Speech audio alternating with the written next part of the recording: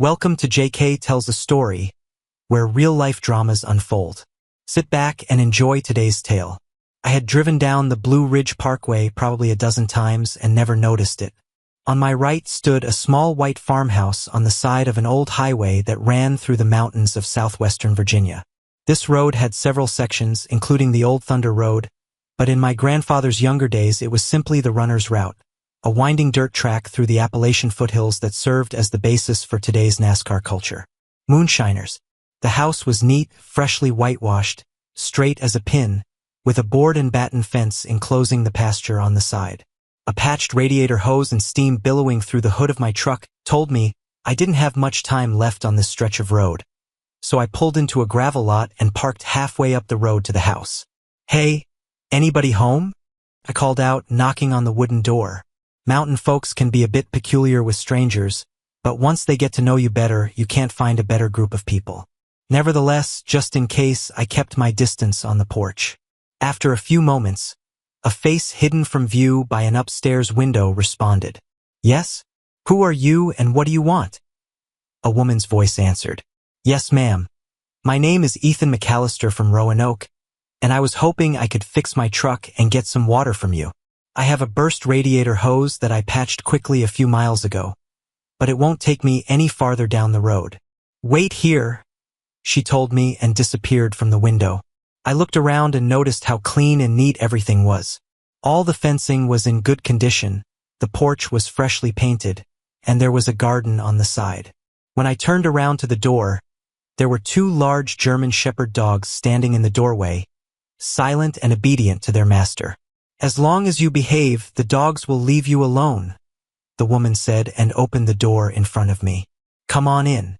Do you need anything to drink?" "Yes, please. A glass of water, ma'am." "Are you related to the McAllisters of Floyd County? There's a whole clan of them in the hollers." She gave me a look. "No, ma'am, at least not that I know of. My father's family goes back several generations in Roanoke, and no one's ever talked about relatives in Floyd County, but I guess you never know." She brought me a glass of water and motioned for me to sit down as the dogs settled and watched my every move. The cool, icy water quenched my dusty thirst, and the breeze from the fan dried my sweat-soaked shirt. "My name is Miranda Hartwell, and that couple over there is Ranger and Scout." The two dogs continued to sit with their tongues hanging off the corners of their mouths. "It's a pleasure to meet you, Miss Miranda. I was hoping you might have some materials I could use to make a short, flexible tube, something like rubber. I noticed a collection of old cars over there in the pasture." "Oh hell, you can have whatever you need if it'll do you any good." "I appreciate that, Miranda," I replied and got up from the table slowly so as not to startle the dogs. It didn't help. Both dogs got on all fours before Miranda uttered the sit command. They both went back to their haunches. She walked out the door with me and the two dogs, and I admired her attractive figure as she walked down the porch. I estimated her to be in her early 30s, and her long dark hair was gathered in a ponytail and tucked into a cap. Work boots, tight jeans, and an old t-shirt completed the look, along with a pair of bright blue eyes. Grabbing tools from my truck, we walked across the pasture to a collection of old cars parked behind a dilapidated barn. Digging around, I found some flexible steel and rubber hoses and clamps that allowed me to temporarily fix the truck. An hour later, my truck was ready to go. "It's getting close to dinner time. Why don't you come in and wash up and grab a bite to eat before you hit the road?" she asked with inviting sincerity. I hesitated at first, but I was hungry too, so I agreed. Besides, the delicious smells coming from the kitchen would have taken me captive no matter what protestations I made. I was not disappointed. Miranda prepared a dish of smoked pork chops, mashed potatoes, collard greens, and black-eyed peas, topped with hot, moist cornbread, followed by bread pudding and hot coffee. "Oh, Miss Miranda, that was the best pile of food I've had in years. I'm serious. It was nothing special." She tried to tone it down, but to no avail. "I don't have many guests here, and I like to cook, so I think you've come just in time." She tossed a couple of bites to the two dogs, who kept their eyes on me the entire time I was in the house. In one gulp, everything was eaten, and they continued their mission with long tongues sticking out of their mouths. About those old cars by your barn. You know, there are a few people who could take a couple of them if you wanted to sell them. She looked at me for a moment before looking away. They belong to my husband. Or rather, my ex-husband. They've been lying here since the day he left. Well, I know that one of them, a 65 Fairlane, is worth a lot of good money if you decide to part with it. The same goes for a 57 Ford pickup truck, I informed her. He's been gone for 2 years, and I suppose I should do something about it. A year ago, a guy from Charlottesville came by and offered to buy it for next to nothing. He took me for a fool, and I sent him on his way. Thinking back on it, she smiled, and it lit up the room. I helped her clean up the remains of dinner, and when I was done, I realized I had to get on the road if I wanted to make it before nightfall. I had only met this woman a few hours ago, but there was a graciousness about her that was disarming and appealing. I felt a slight disappointment at having to leave. Miss Miranda, I know someone who would be very interested in this 57 Ford if you'd like to consider selling it. I'd be happy to let him know. Let me give you my card, and if you think of it, give me a call. I'd love to come down here. I'd really enjoy it. I think she realized I was hinting at a return visit, but I left it in her hands for the moment. I had to get back on the road. We shook hands graciously, and I started the truck and turned back onto the Blue Ridge Parkway. I drove down Highway 221, which would take me to Roanoke, and kept thinking about the pretty woman in the white farmhouse. She told me her ex left 2 years ago. That's about the same time I gained ex status, and not a day seems to go by that I don't think about how bad things were and how damn good I had it back then. Of course, the people reminding me of that are the wrong people. I married my ex-wife 5 years before she left. Unlike Miranda's ex-husband, Paige Whitmore keeps coming back even though the papers have been done for a year and a half. I always thought it was a good 5 years, and Paige continues to claim that, but a lot of dark water has flowed under the bridge between then and now. When I first met her, she was just a 19-year-old waitress at a diner, and I was a 23-year-old handyman with no steady job, hauling truck parts all over 5 counties and 2 states to make a living. At least I was paying all the bills in my corner of the world. Paige could pay her car payments and still live at home. I asked her out on a date, but she turned me down as she was apparently dating some guy from Charlottesville. What she didn't know was that she was just a regular in his rotation and nothing more. By the time I made my next stop at a barbecue joint a few weeks later, their relationship was on hold. This time when I asked her out, she said yes. We had a good time, ate a burger each and with a 6-pack of beer in the truck, went to a bluegrass show up in Floyd and had a great time. It was so good that we repeated it a couple more times. Anyway, I popped the question a couple of months later, and we were married 3 months after that in an outdoor ceremony next to an old country church in Boone's Mill. A year later, we scraped together enough money to buy a little white frame house on a couple of acres south of town.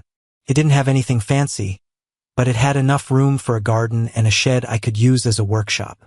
There were no kids at that point, and Paige was enrolled in the local community college, continuing to work at the barbecue place during the day and a couple of evenings during the week. I spent most days on the road, delivering and taking orders, occasionally staying overnight in the neighboring counties.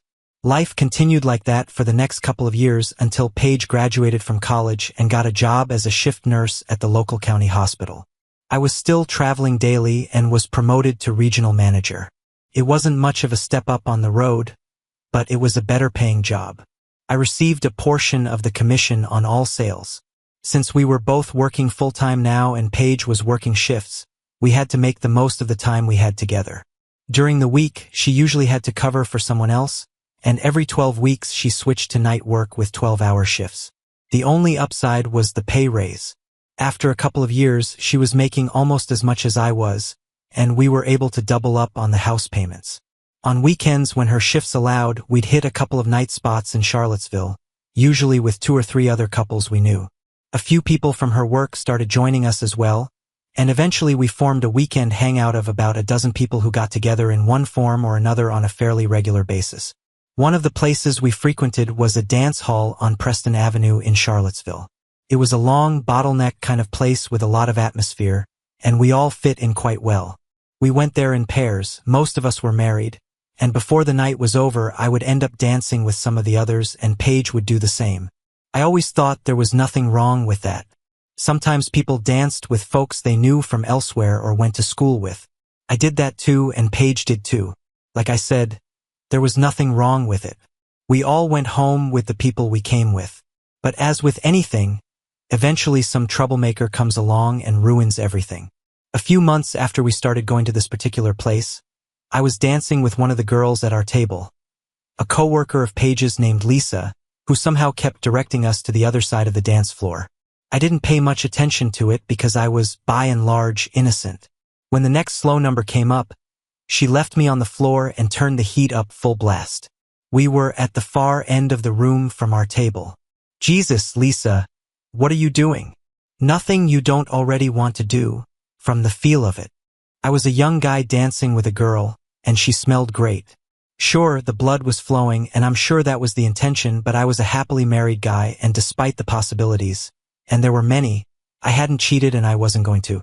Lisa, I'm a one-woman man. If you weren't, I'm sure we'd be at my house by next week. But Paige will take care of that tonight. I smiled, trying not to blow her off. She only smiled back and said, "Oh, I'll get the chance someday."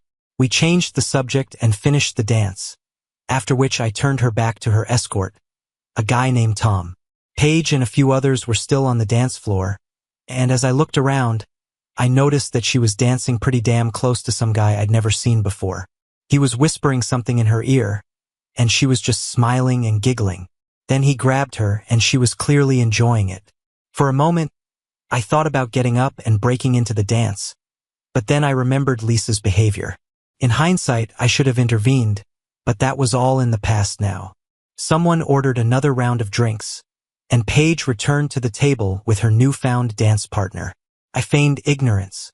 She introduced him as Derek, an old friend from high school until his family moved to Charlottesville. I didn't like him from the start, though where his hand used to be probably played a part in that assessment. Maybe it was his cocky smirk as he looked at me with his hand on my wife's shoulder. But when Paige saw my reaction to him, she cooled down a bit and moved her hand away.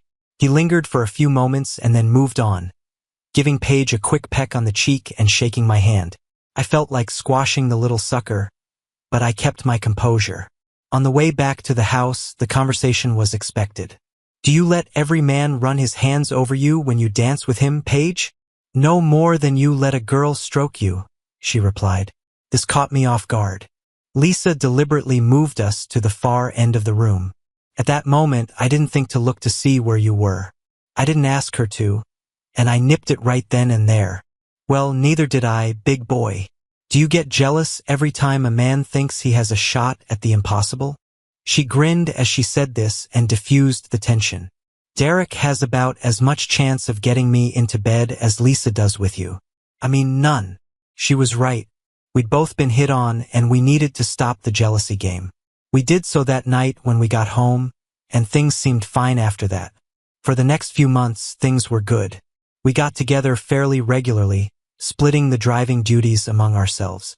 One Saturday night, I was one of those assigned to drive, and the women in our group outnumbered the men 2-to-1. 4 guys were in the National Guard that weekend and couldn't make it. Paige and a few of the girls were slinging tequila and confidently on their way to getting hammered. The problem with Paige and tequila is a common one. She loses all her inhibitions. In other words, she's not going to be easy to deal with. I tried my best to keep up with her and dance as much as I could, but the dance card was filling up with other girls who were performing solo that night, including Paige's friend Lisa.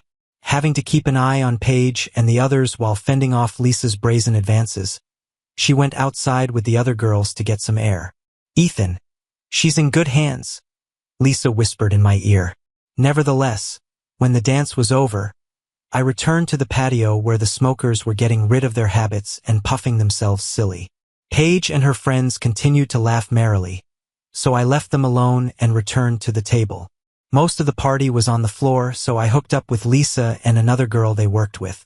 They were both seriously tipsy, and the other girl was just plain drunk. "So, Ethan, Paige told us that you're well equipped," said the drunkenly drunk girl. All I could do was laugh out loud. She was slurring every word, and all I could see on Lisa's face was a goofy grin. Then she inadvertently said something that quickly brought everything back to normal. I was the only sober one at the table. Drunks think everything around them is funny as hell and God knows don't know when to shut up. It's not fair that she has two of these and we have none. They both thought it was funny as hell and giggled until Lisa realized the importance of what was being said. I realized what was said by the way the words were coming out of that little woman's mouth. I ignored Lisa. Who else has one that big? Derek. Oops. I wasn't supposed to say that, was I? She mumbled, struggling to get the words out after Lisa threw her an angry look. I guess Lisa, even in her drunken state, understood the implications of what was said at the table. I got up to go to the men's room while Lisa tried to intervene. Not now, Lisa, I said firmly. Now, the comments could have meant something very different from what I thought they meant. I didn't know if two drunken women were giggling at the fact that my wife had two men, me and someone named Derek. It could have meant that she had been with him before we got together, or that she had been with him since we'd been together, or that she was seeing him now. Of course, it could have just been the ramblings of a drunk. It was getting close to closing time, and I needed to help corral everyone. So I gathered the drunken company on the patio, not missing the gathering of horny young men who had decided the pickings were ripe. The two of us designated drivers loaded everyone into 2 cars and hit the road. By the time Paige and I reached home, it was 2 a.m, and I had to carry her like a sack to bed. I sat outside sipping my beer and thinking about the situation. If she was doing something as a one-off, I'd probably put up with it. But this wasn't a one-off, far from a one-off. The funny thing is, I knew she loved me, so I could put up with a one-time thing if she drank too much or something and didn't do it again. But if it was the same Derek from a few months ago, it wouldn't be a damn mistake. I stayed overnight on Tuesdays and Wednesdays every week for work. Tuesdays were Paige's day off, so if she was having an affair with someone, there was little chance of being caught. Sometimes the cruel master of fate plays his hand just right. Such was the case with my marriage. The following Tuesday night, I drove back to Roanoke instead of staying in Galax. I had a bag of barbecue and a few drinks and settled in to watch from the upper field across the street from our house. When I arrived, it was already 11 p.m., and Paige's car was gone. I'd called her in the evening as usual and let her know I'd be back late that night. She'd planned to stay home, watch TV, and maybe call her sister or someone before bed. Apparently, she'd run out to make that phone call. So I just sat there, leaning back in the truck with the window down, the radio on for the ball game, and the interior light off. About midnight, 2 sets of headlights drove down the road on the Roanoke side, slowed down, and turned into the yard. Paige's car stayed in its usual spot, and the other car parked right behind it. I didn't have to guess who it was. Derek, my dance floor nemesis. That damn and so even had the nerve to wear a cowboy hat. Everything happened as usual. The bedroom light came on, followed by the soft glow of the nightlights we'd placed by the bed. I was tempted to go home, but it wasn't time yet. I sat there, angry at her, at the world, and if I'd had criminal intentions, I would have done something violent. But I know what prison is like, even if it's just the local county lockup. I sat there until 2 a.m, when the lights came back on. A few minutes later, her lover came out the front door, turned around, kissed her, waved at her, and walked to his car while Paige told him to be quiet.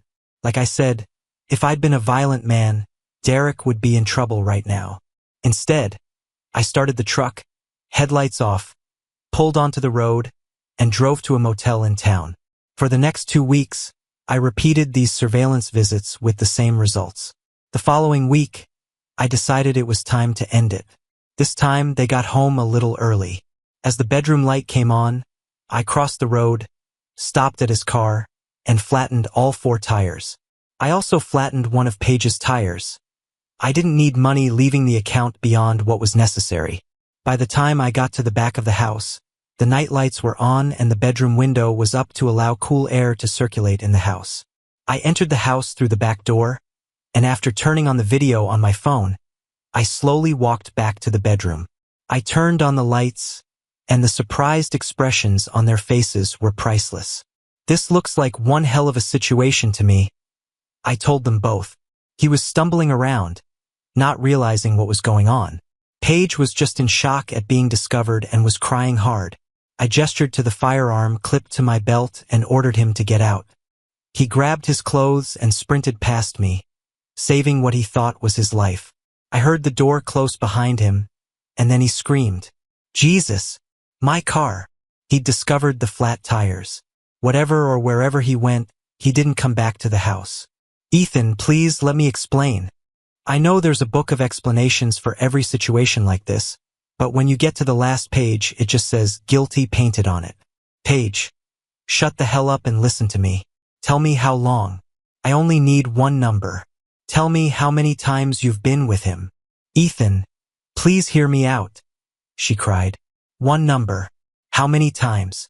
How many goddamn times? I'll ask you again if it doesn't get into your stupid head. Just once, I swear," she cried again. "Jesus, what a goddamn relief," I said, leaving the bedroom and heading back to the kitchen for a cold beer. The beer went down smoothly as I stood there looking at her, wrapped in an old pink robe. I finished my beer and opened another before heading outside. Derek was nowhere to be seen, and the moonlight reflected off the hood of his car with 4 flat tires. I grinned to myself, proud of my manly stance. I'd already cried it all out a couple of weeks ago. Now all that was left was to get down to business. I drove my truck out of the field across the street and parked it behind the house before thinking of another option. I had a tow hitch for hauling cargo in the barn, and I strapped Derek's car to the hitch and set off on the 5-mile trek to Roanoke. About 1.5 miles down the road, I passed him with the car on all 4 wheels flat to the rims behind me. Upon reaching Roanoke, near the Salvation Army store, I left his car in the parking lot and headed home. Paige was sitting at the kitchen table when I walked in. "Ethan, can we talk about this? Please." I looked at her and simply said, "Not today," and took the remaining 6 bottles and went into my workshop. It's a man cave for mechanics, and in the attic I've put together a pretty decent place to rest. With some music playing in the background, I finished the remaining beer and fell asleep. The next day, I called and let my boss know I had some problems on the home front and went to the house to deal with it. "Paige, you need to move out and stay with your sister. You're the one who messed this up." Surprisingly, she didn't argue. Maybe she thought saying it was just a one-time thing helped her. After the 2 of them changed the flat tires, her sister came over and helped load a bunch of stuff into both cars before they left. The sister, Kelsey, came out to the workshop to talk to me. I had always liked her, and I didn't hold a grudge against her for being a relative. "Ethan, are you going to take her back? Did you know she was cheating on you?" Kelsey shook her head and brushed away a tear. "You two were always very good together. I really hate to see this happen." "Me too, sister. Me too." I hugged her, and the 2 of them drove down the road. The next day, I filed the divorce papers, and all hell broke loose. It started with Paige, then her parents, then my parents, my siblings, and so on and so forth. Everyone thought we could work things out and everything would be fine. It was all a one-time mistake. "Paige, tell everyone the truth, or I'll send out videos and pictures from previous encounters to everyone. You damn well know." I think she went into shock at the revelation that I knew about the previous encounters.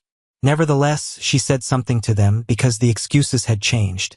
Now it was the young people make mistakes all the time excuse, and we were young and could work things out. Maybe have a kid or 2. It was constant, incessant. Eventually, I stopped taking calls unless they were work-related. I told Paige to take whatever she needed from the house when I was at work. I was going to keep the house and buy out her share. There would be no alimony, and everything we had, we'd put into the house except for the small pension we each got from work. Basically, it was simple. It was so simple that 6 months later, we were officially divorced, though the trying and pleading to be together again never stopped. Paige used to track me down at restaurants and slide into the booth or belly up to the bar where I was sitting. Her sister Kelsey would stop by 2 or 3 times a week just to talk and feed me. For a while, I thought she had decided to try her luck with me herself, but that wasn't the case. I finally decided to resort to an unconventional way to end it all. I called Lisa and asked if she wanted to go to the dance hall on Preston Avenue on Friday night. She agreed and ended up spending the entire weekend at my house. I underestimated this woman. She completely wore me out and left me with a smile on my face for the entire week. Of course, one of the reasons I chose Lisa, on top of everything else, was that I also knew she wouldn't be able to keep her mouth shut to save her life.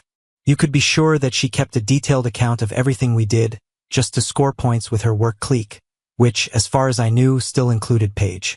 It worked out better than I expected. The next weekend came, and on Friday night I went to the dance hall alone. Paige had apparently switched to day shifts because she was there with several members of the old crew, and lo and behold, there she was with Derek. I've never understood how women think. I guess it's an occupational hazard of being a man. Paige, her sister, her parents, and everyone else I could remember, with the exception of a few interested women with other plans in mind, had been devising ways to convince me to somehow get her back. And yet here she was with Derek himself. I took a seat at the bar and sipped a cold beer, watching the couples on the floor. Soon, Paige and Derek slipped out there and put on an intimate show for someone else's benefit. I guessed it was for me.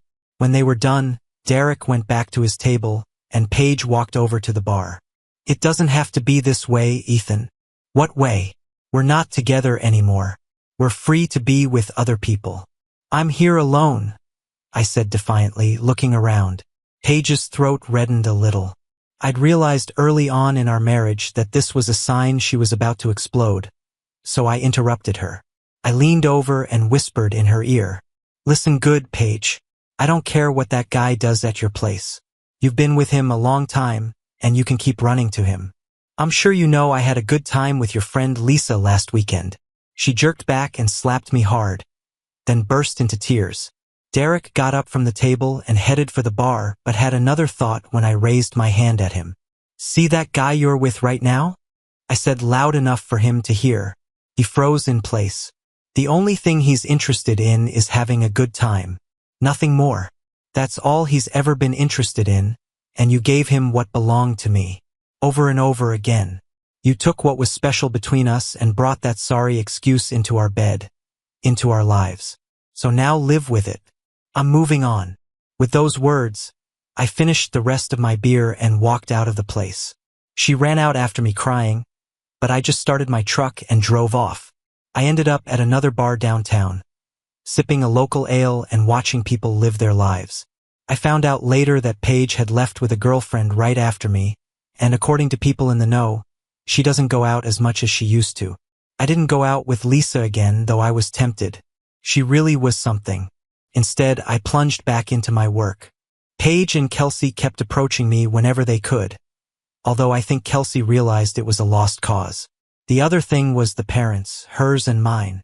My parents continued to invite Paige to barbecues even when I wasn't around. She was the daughter they never had for them, and they didn't want to let her go.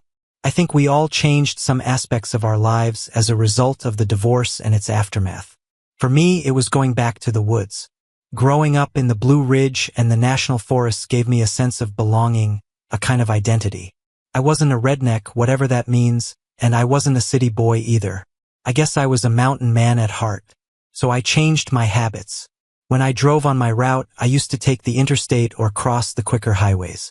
Instead, I started taking the old Thunder Road through the mountains, the Blue Ridge Parkway.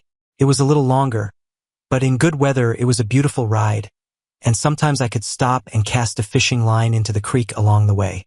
How I didn't see that neat white house on the Virginia side on all those trips, God only knows. But one day I did. I had just finished cutting the grass and set the mower down and was sipping a cold beer when my phone rang in my pocket. Hello, Ethan? Hi, this is Miranda Hartwell from Galax. You stopped by my place last week to get your truck fixed. I remembered. Hell, for the past few days, I couldn't get her out of my head. There was something about her that made me feel comfortable, even though I'd only met and talked to her for a few hours. I'd been meaning to call her about that '57 Ford for a while now with some new information. Hello, Miss Miranda. I never forget a gracious hostess. I was going to call you in a day or two about your old Ford. Yes, that's exactly what I was calling about. That and the others. You made me think about them again, and I decided to do something about them.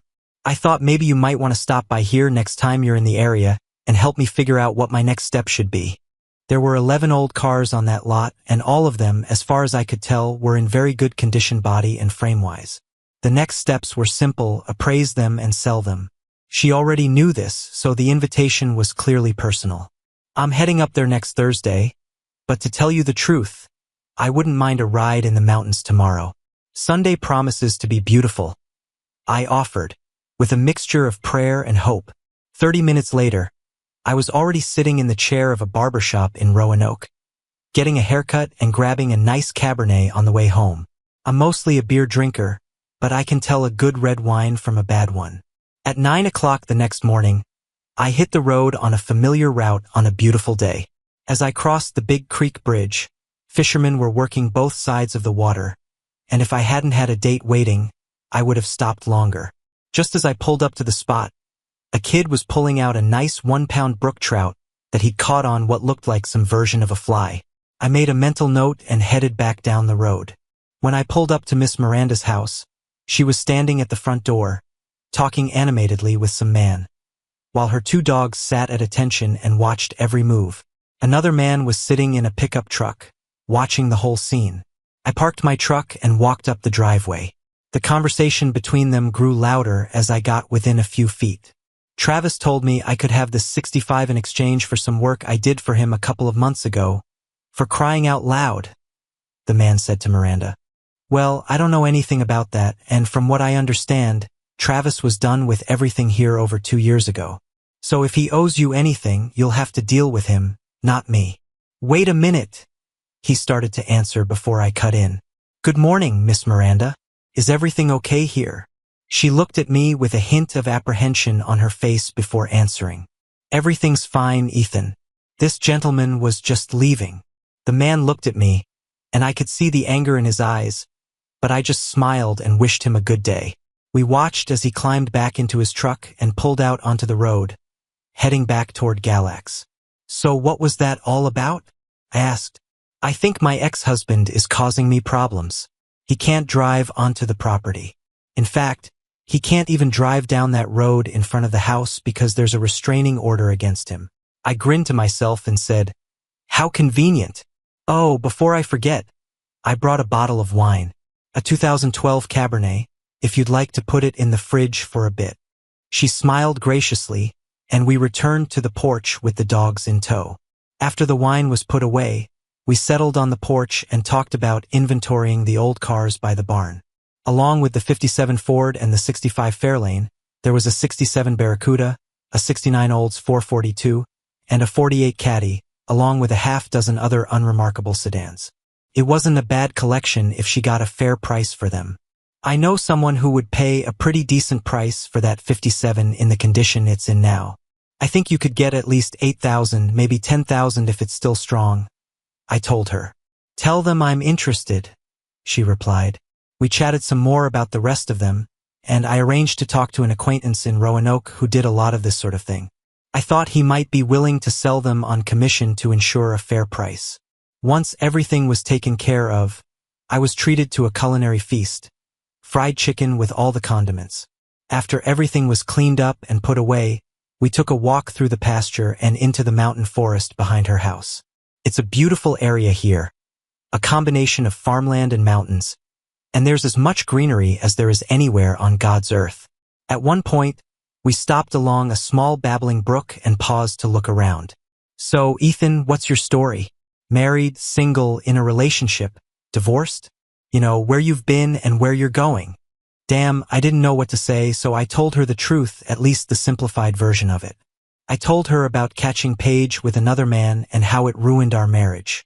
She learned about how Paige and her sister, her parents, my parents, and all of our friends had tried to get me back with her. I even told her about going out with Lisa just to make Paige realize it was over. I also mentioned how my parents still treated Paige like a daughter. Miranda listened without comment. When I was done, she said simply, That must be hard. It was for a while, but I'm getting over it. What about you? What's your story with Travis? She told me how they'd met, how charming he'd been at first, and how things had slowly changed. She told me about the woman in Galax who turned out not to be as interesting as Travis thought. She didn't know he was married, and when she found out Miranda was his wife, She dropped him like a hot potato. Jesus, that's something, I said. She came here one day while Travis was at work and confessed everything, apologizing to me the whole time. We'd known each other since high school, but we'd never run in the same circles. Apparently, Travis didn't take no for an answer. The girl went to Texas to stay with her dad, in no small part because of Travis's constant harassment. Went to Texas? He followed her there. She called and told me about it, and that's when I put all his stuff on the porch and called him to come get it before it rained on everything. He came back 2 days later, broke into the house when I wasn't there, made a mess, and took his junk back inside. What did you do? When I got home that night with Ranger and Scout, I had him cornered with both dogs while I cleaned up all his crap and put it back on the lawn. My dogs know who their mommy is, really. She rubbed the fur and collars of both dogs as they sat at her feet, sticking their tongues out again and watching me. The next day, Daddy and I went to the lawyer's office and got a restraining order against him. A couple of days later, he was served at work. The next week, he was back in Texas again, stalking that poor girl. I still talk to her sometimes. Nice girl, but she's smart enough to tell him where to go. For all I know, he's living in some woman's trailer somewhere in Texas now. If Miranda was hurting from the experience, she didn't show it. With a huge smile on her face, she said, "Kicking that bastard out was the best thing I ever did." We talked some more after that, and I found out that Miranda had settled down quite well after the divorce. She worked as a nurse midwife throughout much of eastern Virginia, mostly in the foothills. The farm she lived on she'd inherited from her grandmother years ago and had grown a small 3-acre plot of tobacco before the divorce. After Travis left, there was no one to care for it, so she'd let it go. Back at the house, I took a close look at the old cars by the barn and took pictures to show my friend. Since it was getting late and I had to go to work in the morning, we parted with a very pleasant hug, and she broke the embrace with a long kiss on the cheek. I'll probably drop in on you again this week, maybe Thursday, if I hear back from my friend in Roanoke. If I'm not here, I'll be very disappointed, Mr. Ethan McAllister. I'll call you to let me know. She smiled. That late Sunday afternoon, I set out again for the Blue Ridge Parkway like a kid with his first crush in the schoolyard. It was a sort of half-date, not exactly a date, but something other than just socializing. For me, Thursday couldn't come fast enough. On Tuesdays, the barbecue joint offered fried catfish with all the trimmings for $9.99 plus drinks. Thin fried strips of fish, coleslaw, potato salad, and hush puppies, which were the best in the state. Paige and I used to go there often, but this evening I went in alone and took a vacant booth to read the paper while I ate. I hadn't even started my meal yet when they walked in, noticed me, and all three of them slipped into my booth. "Look at that. It's the long-lost traveler," Dad said to me, sliding into my side of the booth. Mom and Paige sat down across from me. I'd be lying if I said Paige didn't look good. She looked better than just fine, and she knew I knew it too. "I assume you guys just happen to be here when I'm sitting like this?" I asked no one in particular. "We come every Tuesday, Ethan. You know that," said Mom. Paige just smiled and turned on that sparkle in her eyes. On top of the fact that she was sitting there all dressed up, it made her look even better. "That's right. Catfish Tuesday and brisket Thursday. The best in all of Virginia. Right here," piped up Dad. Okay, I was cornered and I knew it. So we all filled our plates at the counter and sat down to eat. I think there was a contest to see who could eat the most. For me, it was probably the most awkward meal I'd had in a long time, but for the three of them, it was just like old times. "Isn't this great? I remember all four of us gathering here every week," said Mom with a wide smile on her face. Paige just brightened up. I just had to go to the bathroom. When I came back, Dad started to get up to let me back in, but I gently put my hand on his shoulder. "Oh, you don't have to, Dad. I've got an early morning and I need to get going. I'll stop by soon, I promise." I tossed a 20 on the table, smiled, wished everyone a great night, even Paige, and headed out the door with a satisfied grin on my face. It was only 6:30 in the evening. 30 minutes later, I was already at another bar with a cold pint of beer. The place had always been a favorite hangout, but until recently, it hadn't had any live entertainment unless you counted the local drunks who wandered in by mistake. A couple of months earlier, the owners had added live music on Saturday nights and plenty of room to dance. It wasn't Paige and her associates' favorite place, so I started coming here regularly. Besides, it was a great place to meet friendly people with similar inclinations. That night, the bartender was working the bar and pouring me my usual double IPA while I admired the scenery. There were a few girls playing pool and the usual assortment of guys sipping their early evening pints and watching the game on the screen above the bar. "Long time no see, stranger. How you doing?" she asked over her shoulder, taking a seat next to me. She looked damn good, as usual. But Lisa always looked good, damn good and perfect for a slow evening like this. I hadn't gone out with her since that first time. I'd wanted to encourage Paige to move on with her life. Obviously, it hadn't worked.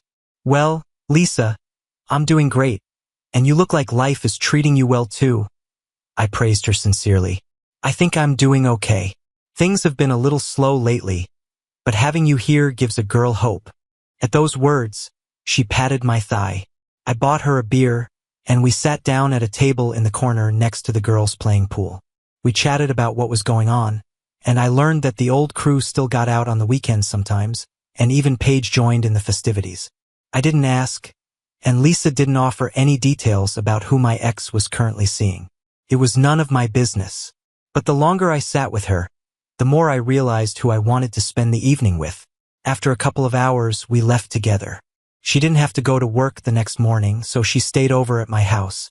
"Ethan, I know you and I aren't going to be a couple or anything, but I'd like to keep things casual once in a while. Are you okay with that?" After the previous evening's company, I was sure it was a good idea. "I'm fine with it, as long as neither of us are in a serious relationship." That same day, Miranda called to let me know she would be home Thursday afternoon and evening unless she was called away for an unexpected delivery. That call really brightened my day. I contacted my friend in Roanoke, and after looking at his email, I saw that Miranda was going to pull off a nice score if she accepted his offer. When I got home that night, all hell broke loose at Ethan McAllister's house. Lisa had made herself at home that morning, as I'd suggested, and around lunchtime, Paige and my mom stopped by on some pretext. It wasn't the first time she'd done this. She'd made up a whole list of excuses, or my mom might have stopped by on some errand. It didn't matter if I was there or not. It was pretty clear what Lisa was there for, or at least it was when I arrived. Paige was confused, I guess.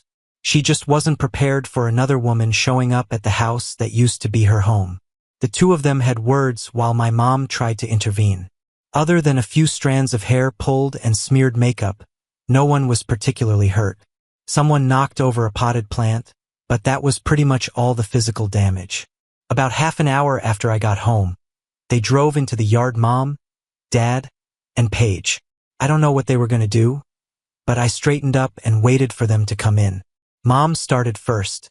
"Ethan, I don't know what kind of house you're running, but having women running through it at all hours of the day and night is inappropriate." Dad just sat there and kept quiet because he knew better. I looked questioningly at Paige and then at Mom. "Okay then, how old am I, Mom?" 30. "And how long have I been living on my own?" "Since you turned 19, I think." "That's right, since I was 19. And I've lived in this house since I was 24, right?" She nodded in agreement. "And I was a married man, Mom." "Well, you were, and you should be." I interrupted her. That's true. But now I'm not. Do you see how it works now?" Next question. "Who are these women you're talking about, Mom?" I ask this because, as far as I know, there was only one woman living in this house before, and I caught her with another man. So who are these women running through my house? I'd like to know. Mom and Paige sat on the couch, stunned, and couldn't say anything. Dad started to mumble something about not talking to Mom like that, but stopped before he buried himself too deep. So I continued. "Let me be honest about a few things. I pretty much own this place, and as a 30-year-old adult who isn't married to anyone or a monk or anything like that, I enjoy a little company every now and then. You can always have me." Paige cried big tears. I just laughed and took another sip of my beer. "I had you, and look how that turned out. Okay, here's how it's going to be. I don't want anyone coming into my house in the middle of the day when I'm not here. I didn't make a big deal about it before, But now I'm telling you all. I'll change the locks if I can't trust you. One more thing. If I have guests you don't like, don't come back at that time. Come another time and we'll grill a burger or something. But if I've got company in my single man's house, what do you think it's like when Mom and Dad try to interrupt? I grinned, looking at the three of them. Any of you want to grab a beer or something? You too, Paige? Mom and Dad got themselves something to drink and pulled some cold chicken out of the fridge. I took Paige out to my workshop. Look, I'm going to be blunt. You have no reason to come into my house anymore. And no say in the company I keep or anything else going on in my life. Paige. None. You're seeing someone right now. I know. I never realized. Why do you think it's okay if some guy is with you? But you get upset if someone else gets the love you threw away for Derek. You did this to us, Paige. Not me. I have no idea who you're with now, and frankly, I don't care. So it boils down to this. You need to start being civil and get on with your life, and stop trying to interfere with mine through my own parents. I know they love you and you love them. I understand that, but I want you to get off Lisa's back. She hasn't done anything to you, and I haven't done anything to you for that matter. She lowered her eyes to the ground, and when she looked up at me, I saw pain in them. I knew she still loved me, but despite that, she continued to cheat on me even as she tried to supposedly win me back.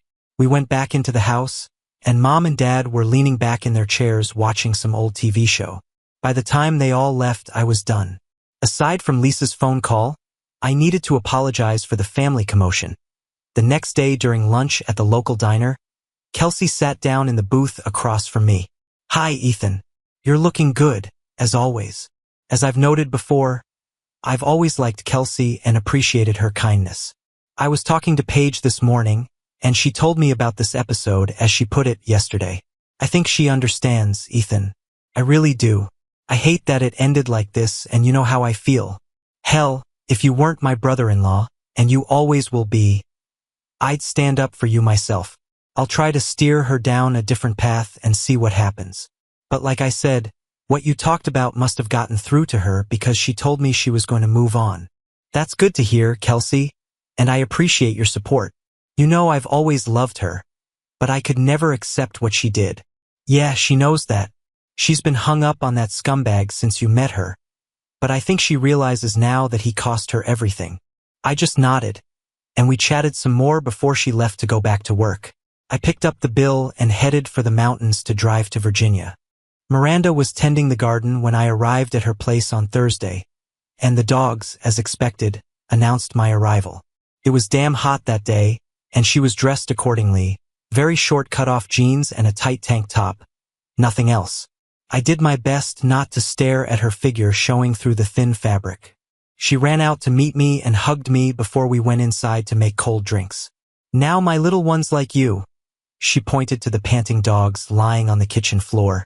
I wish they'd tell me that themselves, I joked. She made herself an iced tea and handed me an iced beer. After a few minutes, we went over the details of selling her car collection. A friend of mine in Roanoke had offered to auction them off for an 8% commission with a guaranteed $65,000 per lot. I decided that was a good deal for the condition they were in, and Miranda agreed. Once we were done with that, we settled on the porch, enjoying drinks in the afternoon heat. Want to go swimming? She asked with a smirk on her face. Daddy dug it wider and deeper a couple of years ago, and it's a pretty good pond, especially on a day like this. I didn't bring my swim trunks. You don't need them. There's no one around. Well, I'm not shy, and I know I have no body flaws, so I agreed, trying to wipe the huge grin off my face. We grabbed a couple of beers and towels and headed to the back of the property. When we got there, Miranda just pulled off her shorts and top, threw them on a branch, and jumped into the pond fed by the creek. I'd be lying if I said I wasn't a little hesitant, but I just shrugged and started pulling off my clothes. When I was as undressed as Miranda was, I threw myself into the pond and waded into the water up to my shoulders. Miranda was standing next to me with a wide, happy smile on her face. I used to come here as a little girl when my grandmother lived here. We'd both jump in the water and take a dip on hot days like this. Great memories. There were a couple of boys who lived down the road who used to spy on us girls until my grandmother had her dog stand guard. The closest I ever got to a swimming spot as a kid was when a couple of us would go to a creek and jump in the water, but the water there was cold. I laughed, remembering that. I dove under the water and swam for a bit before surfacing next to Miranda. When I surfaced, our faces were only a few inches apart, and I looked directly into her moist blue eyes. The next instant, her arms wrapped around my neck. "I like you, Ethan McAllister. I really like you." She looked up at me. "Miss Miranda, I've had a crush on you like a schoolboy since the first time we met." "Good. You can take me out to eat this evening instead of eating at home." With those words, we swam some more and pulled ourselves out of the pond. After drying off and getting back to the house, we headed to Galax itself. I have to say, there aren't many restaurant options in Galax, but there is a good steakhouse and they have great brisket, so that's where we headed. They gave us a nice table out of the way, and I had the best dining experience I'd had in a long time, all thanks to the company of the woman I was with. I don't think there was anything we didn't talk about at some point, and by the time we got out of there it was getting dark and I still needed to get her home. We pulled into the gravel lot around 9:30, and I walked her to the door and kissed her while Ranger and Scout stared at us. "You don't have to go back to Roanoke tonight, Ethan. I've got the guest room ready. You can have a hearty breakfast and hit the road as early as you like." Her smile convinced me, and after calling the inn and canceling my evening reservation, I spent the night in her guest room.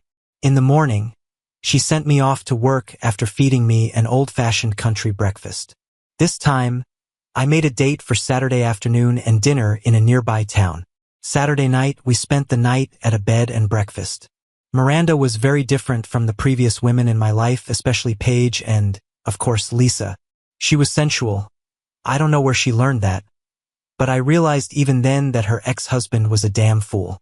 From that point on, we started courting each other and continued our semi-remote meetings, staying at her place more often and occasionally taking Miranda's car to Roanoke. I met her dad, who regarded me with some wariness until Miranda spoke to him privately.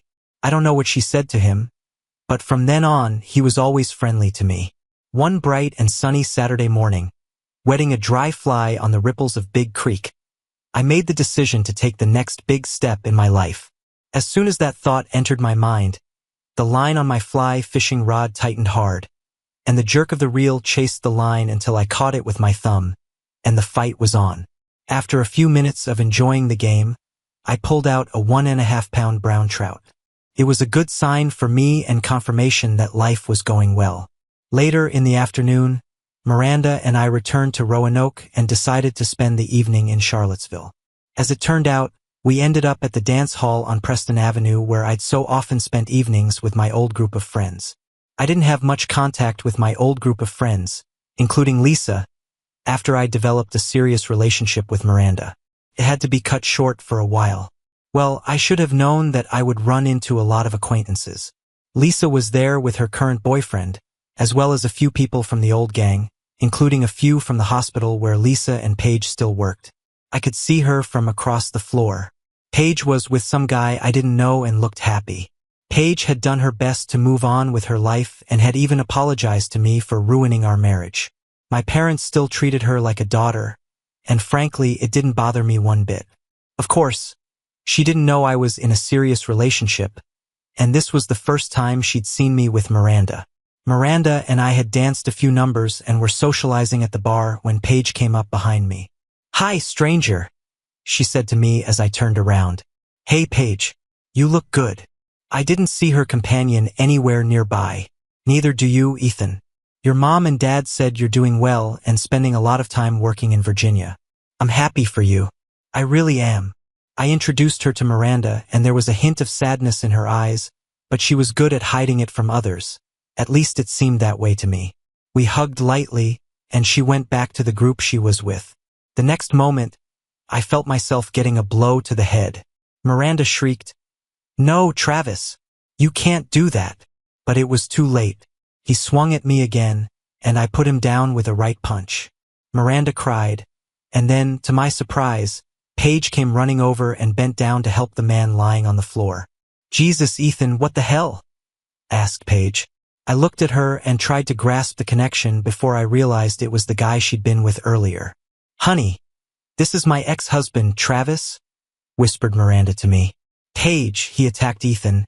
"Not the other way around," she told her.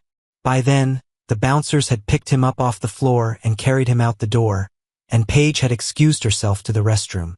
Miranda and I went back to the bar and the 2 fresh drinks that were waiting for us, courtesy of the establishment. "Now you know why I had a restraining order." "He's crazy," she said. I just agreed and tried to dismiss the thought. This episode marred our evening somewhat, and as we were just about to leave, Paige approached us again. Miranda explained who Travis was and what he'd done, and Paige almost cried since he'd been her companion for the evening.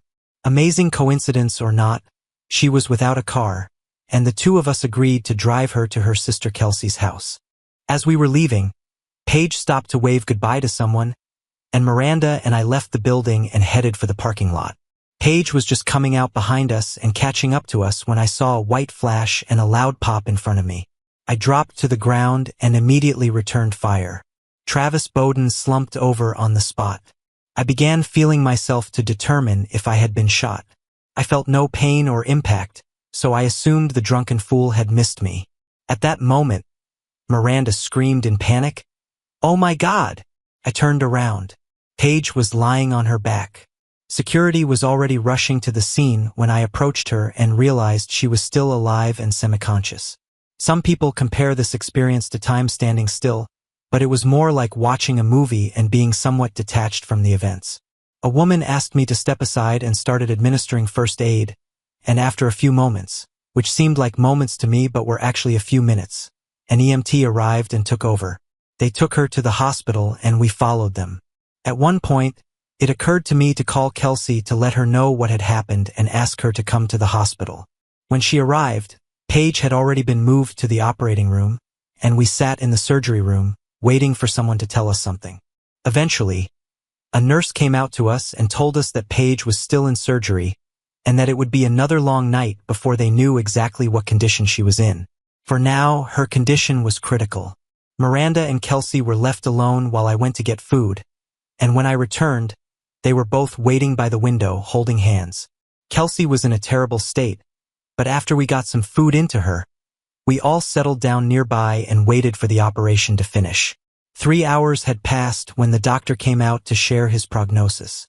Right now, she is in the ICU and we think she will live. The extent of her injuries will not be known until she comes out of the induced coma we put her in so her body can recover. The bullet fragmented on impact, but some of it grazed the medial temporal lobe, which may affect some types of memory. We won't know until later, but from what we discovered during surgery, her motor functions shouldn't be affected. Obviously, we'll know more over the next few days. We were allowed a few minutes of quiet time with her, and Miranda and I spent the evening comforting my distraught sister-in-law. The next morning, the doctors gave Kelsey and her parents the latest news. It was basically the same as the previous night. Paige remained in an induced coma for 4 days. When she was awakened, Kelsey and her parents were there, and the first person she asked to see was me. Before I went to the hospital to see her, Kelsey brought me up to speed. She has good speech and hearing, although her right eye is still a little clouded, but the doctors think that will pass with time. The thing is, she's lost some of her memory. She has no idea how or where she was shot or by whom. You need to prepare for that, Ethan. She thinks she's still married to you. It's like nothing has happened in the last 2 or 3 years. I mean, seriously, she thinks you two are getting ready to have a bunch of kids. And because of this, you're going to have to put it off for a couple of months or so. At that point, I didn't know what to think and even considered not going to the hospital. But Miranda, in her wisdom, didn't want to listen to anything like that. She went there with me but stayed downstairs in the hall while I went up to the room. Paige looked terrible, but she was conscious and resting. Her parents had just gone downstairs, and Kelsey was sitting on the other side of her. She wasn't wasting any time. "Ethan, where are my wedding rings? I know I wore them yesterday morning, or whenever, before all this happened." Kelsey only looked at me sadly, as if hoping I could answer, as if I was still her husband. I really didn't know what to do. The problem was that I was in love, and the engagement ring was sitting in my bedroom dresser, waiting for an opportunity that I thought was going to materialize a few days ago. Paige, do you know what date or year it is? I asked her sincerely in a soft voice. Well, it must be July 2012, but my doctor tells me it's not, and I just don't understand it. I shifted my gaze to Kelsey and asked, You didn't tell her? She just shook her head with tears in her eyes. Paige, don't worry about your rings right now. It's more important that you get better and hopefully get some of your memory back. I tried to smile, but my concerned expression seemed to get in the way. Paige wanted to take my hand as I sat there, and I didn't object, though my mind was going into overdrive trying to realize the implications of all of this. We talked about a lot of things, both family and her recovery, but I avoided the elephant in the room. Later, in the waiting area, I talked to Kelsey and Paige's doctor about the prognosis for her memory. She seemed to be fine with most of her memories. She recognized family and friends but had difficulty connecting dates and events together. Many things she had no memory of, including her infidelity and divorce. Is there any chance she'll regain those memories? I asked the doctor. That's always hard to predict. Maybe some person or place will trigger the memories. We'll have to see. I can't tell you how to proceed, Mr. McAllister. All I can say is it's 50-50 one way or the other. She could stay where she is or she could get it all back. We just don't know. I thanked the doctor and gave Kelsey a big hug. I also told her that I had planned to propose to Miranda the night Paige was shot but didn't have time. She said that Miranda had already told her that. I guess I wasn't as good at keeping secrets as I thought I was. In fact, I already knew what I was going to do. All that was left was to go downstairs and do it. The twin Can-Am Spyder F3s raced down the gravel surface of the old Blue Ridge Parkway with the wind in their hair and a mile of dust behind them. As we approached the Big Creek Bridge, we stopped at a rest area to take a break and wet the fishing line for a chance to catch a big brown trout. Suffice it to say, it's still roaming those same waters today. A lot has happened in the past year since Paige was shot and Travis Bowden met his end after our confrontation in Charlottesville. I sold my home in Roanoke, and the company let me work out of the regional office in Galax, my choice. I moved into an extra room in Miranda's farmhouse. Since most of my work was during the daytime, it was manageable. Miranda works almost full-time as a midwife, but last May, we took 2 weeks off to enjoy the sunshine together in Key West.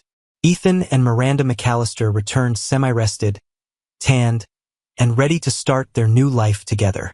A year ago, as I took the elevator down to Miranda in the hospital lobby, I thought back to my failed marriage and what might lie ahead, and it was a very simple decision.